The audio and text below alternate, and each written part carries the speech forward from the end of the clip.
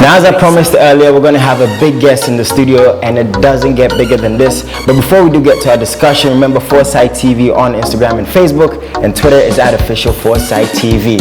When it comes to you, Sarkodie, I'm thinking of the biggest way to introduce you. I asked you for water, for confetti and balloons, but thank you so much for joining me on the show. First time I'm getting to talk to you on TV. It's a happy feeling. But Sarkodie, how have you been away from the music? How has Sarkodie been being a family man now? Even more so. Actually, very, very good. That is not even good, you know. So it slows me down a little bit because I'm enjoying family life and all that. So that side is new to me, and I'm having fun with it. You know, it's a great feeling. How's Titi? She's good. You know, one incredible soul, the most beautiful human being on earth. Yeah. You know, bringing me that priceless happiness. Yeah. So she's all grown now. She's really talking. She's having conversations. Yeah. So like, this is the best part. Do you get nervous as a dad? Let's be honest. You know, boys are going to be knocking on the door as she grows up. You're thinking of all these things. She's going to go to school and all these things. Do you get nervous as a dad? Is it fun being a dad? Tell us about that part. Yeah, that part definitely gets you a bit scared, and you're kind of thinking, what is going on out there? You know, what is she being exposed to? Because there are things that now she says that I didn't teach her, you know, which is very scary. That means she can pick up anything else. You know, so it's very scary. And when it comes to the boys, definitely, you know, men, you know, we want to be protective. So, but then again, she has to make a choice. But then I have to be there to guard it. And I've not been a dad before. This is my first time. So hopefully I can do my best as a dad and protect her, not be too controlling, let her be, but still be there, you know, try to guard. So it's that side is a bit scary for me as a man, you know, bringing up the whole boy situation. I thought about it, but I don't want to accept it, you know. Nice one. Now let's talk about demand for your music. Fans want music every single week. How do you deal with expectations for new music? They hear this with the information overload right now, wanting to express yourself more musically. Is it difficult for you when you're releasing music in terms of nervousness for the fans? Yeah, it is difficult dealing with emotions of people who really genuinely love you. They have concerns, and then they feel they have a point. As in when they ask you to give them music, that allows them to have the bragging rights. You know, you are on the chart, you are number one. That gives them that whole, you know. But then again, you are the leader, so you need to set the tone, you know, for them. So as much as they want it this way, you need to decide how you want your career to go.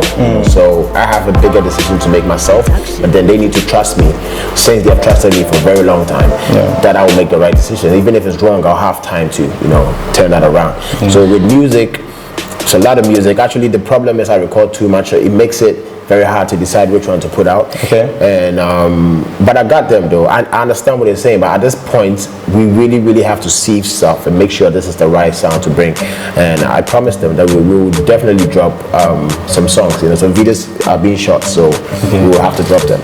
Nice one. I've asked Amini this, I've asked Stoneboy this, and loads of other artists on the show, and I'm going to ask you, because definitely leading what you're doing, are you happy with the state of Ghanaian music financially, artistically, emotionally, from what you get from the fans in terms of feedback? Is Sarkodie happy with the state of Ghanaian music right now?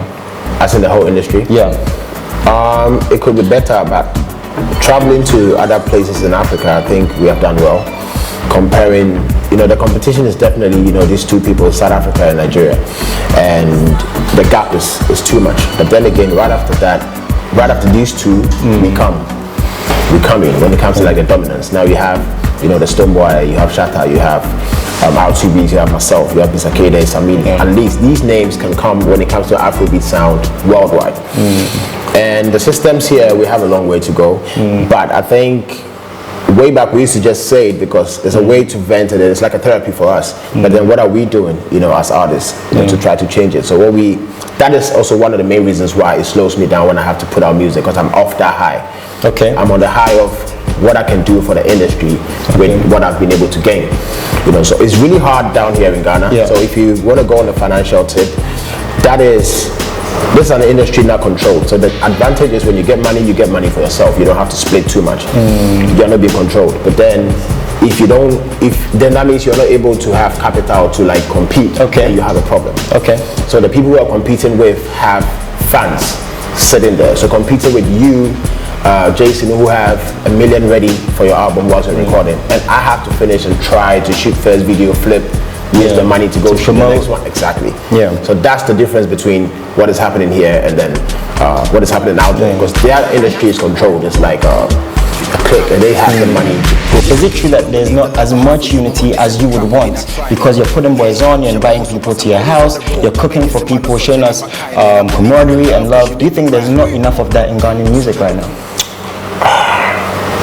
Individually, I don't experience that with my colleagues, but it might be happening, and that is not even a problem. We are not supposed to be friends. I grew up over 30 something years, and then I met somebody after 30 something years. We can't just click like that. It doesn't happen that way. But if we need to do something for one cause that's going to push us forward, I'm up for it. So anything else, like hanging around with you, like faking it, we go to the club together, we have to talk and eat together, that's not supposed to happen. It's not necessary. I have my day ones, you have your day ones, but we're doing work. So if we can do a show together to put Ghana on the map, I'm up for it. I think it should happen more, and but I think we'll get there though. Like now, it's because of the whole. Everybody is struggling on their own. Everybody want to protect their territory. You know. Yeah, that's what it seems like. You know, it's like, but in other industries, it seems like the sky is big and there's so many artists sharing when it comes to award shows. But it seems like everyone is protecting theirs too much. Could that be a problem? You think?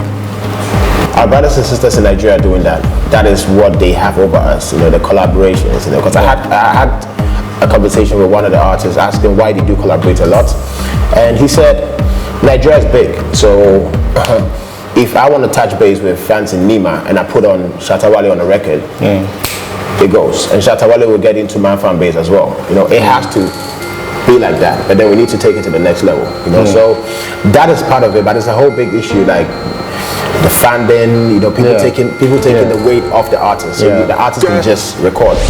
The biggest question we got when you're coming is if there's an issue between you and Shatta Wale. I don't know if you want to clear the air on that, you know. That we'll have a conversation about that, but there's never going to be an issue between me and anybody, not just Shatta Wale. It can never happen. It's just if we have a conversation that's like what we are talking about now, ways to better the industry is what we talk about. Because I can't have a problem because how I keep relationship, as I said in the beginning, you see my state of mind, we are not friends hanging out every day, so you can't hurt me in that way.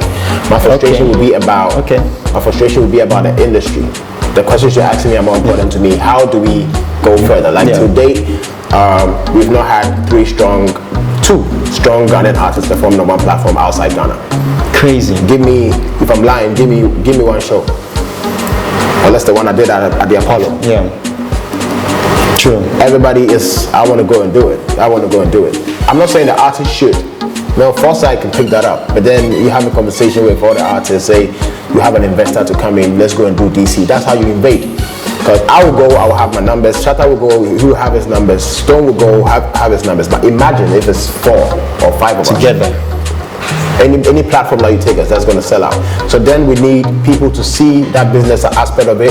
That is not the pressure on the artist. Okay. You know, we have big people who can take this on, you know, to come in and make it happen.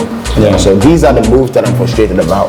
And a lot of solutions that I can share on TV because I have to work behind the scenes to get it done. I can't have that conversation. Because that's my frustration. It can be personal because we don't really hang around. So for you, you're saying it's all about work, right? Yeah, that's the main thing. Yes, so it has to be work. Can't always hang out and eat and chill and relax. If you get to that level with someone, if you're very cool with the person, you know how that works, right? Yeah. I don't know if I'm the only one who does it, but it has to be real. Like we can't pretend because you're an artist, I'm an artist, we're not supposed to be hanging out. If we have a conversation and I see your state of mind, like the first time I spoke with Ice Prince, the first conversation we talked about a lot. So then I was like, nah, this is. I can be cool without music. We can hang around. You know? Anyone else we are cool, but maybe we have not had time to sit down to talk like this. And it's not supposed to happen. We're just doing business. We're doing music. Anything that can better the industry, I'm up for it. Sarkodie, what would you tell a 15-year-old Sarkodie, a 20-year-old Sarkodie, 25-year-old that you didn't know that would be beneficial to an artist watching this that wants to be like Sarkodie? I would say being more than Sarkodie, like doing way more than I've done, is sticking to the goal.